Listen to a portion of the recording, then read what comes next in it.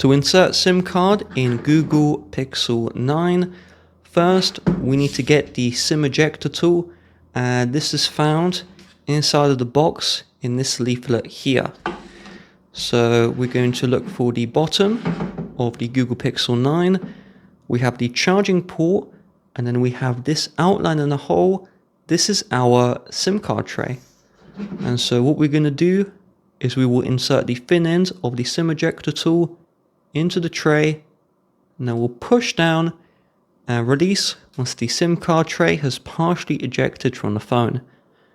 We'll use our nail to pull out the top part of the tray where that hole is, and the SIM card tray should pull out.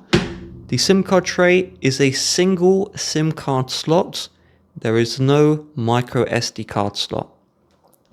So we'll get our SIM card, and we want to match the ridge of the SIM card tray with the ridge of the SIM card, and then the SIM card should click into the tray. If you're having issues with this, your SIM card tray may be the wrong way around, so just flip it over.